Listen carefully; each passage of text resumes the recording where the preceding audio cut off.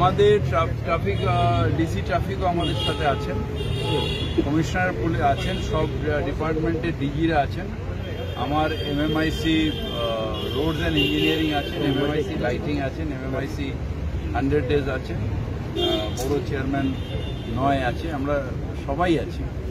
বিভিন্ন জায়গায় সারা কলকাতায় বিভিন্ন জায়গায় বড় চেয়ারম্যান কাউন্সিলররা তারা দেখলো। মোটামুটিভাবে রাস্তাঘাটের অবস্থা পুজোর আগে ঠিক আছে।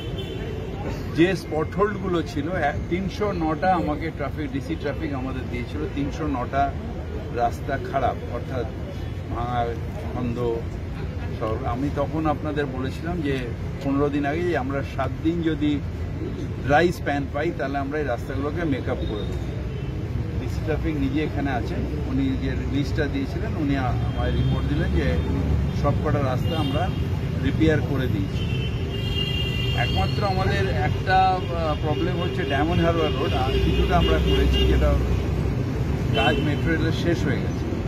আর কিছুটা ডায়মন্ড হারবার রোড যেখানে মেট্রো রেলের কাজ শুরু হয়েছে মোমিনপুর থেকে নিয়ে আর খিদিরপুর মোড় পর্যন্ত, মানে সেন্ট টমাস কলকাতা, সেই রাস্তাগুলোর অবস্থা খুব খারাপ হয়ে গেছে।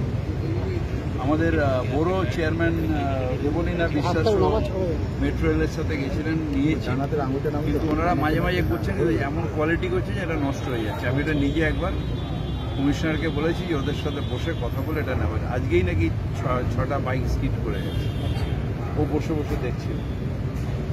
তো এইটা আমরা দেখি, নাহলে ওভারঅল কলকাতায় রাস্তাঘাট ভালো। ডিসি ট্রাফিকের কাছে আমি 2-3বার করে রিপোর্ট দিয়েছি, উনিও বললেন যে না রাস্তাঘাট ঠিক আছে। পুজোর জন্য আমরা রেডি আছি, আপনারা আনন্দ করুন, পুজোতে ঘুরুন বেরোন। কলকাতা কর্পোরেশন আপনাদের সেবায় সবসময় উপস্থিত। আমরা একটা নতুন টেকনোলজি এনেছি, যেটা আমাদের এই সুকান্ত বাবু আছেন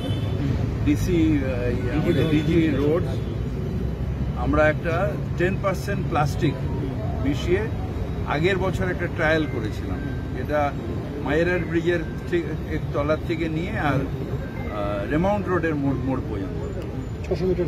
ওইটা আমি আজকে নেবে দেখলাম যে ওখানে একটা স্পট পর্যন্ত হয়, অথচ ওখান দিয়ে ট্রেলার চলে, পোর্টের যত হেভি লোড গাড়ি চলে, কিন্তু ওটা হয়নি। অর্থাৎ প্লাস্টিক রোডটা আমাদের কাছে সাকসেসফুল। আমরা 2টো মেশিনের অর্ডার দিয়েছি, যেখানে আমরা ধাপার থেকে যে প্লাস্টিকগুলো কালেক্ট করছি সেগুলোকে যাতে শেডিং করে ওর সাথে মেশানো যায়। এখনও আমরা প্লাস্টিক কিছু কিছু করে মেশাচ্ছি, ওটা হয়ে গেলে আমরা রেগুলার বেসিসে প্লাস্টিক মেশাবো। তখন প্লাস্টিক রোড হলে বর্ষায় জল জমলেও পিচ উঠবে না।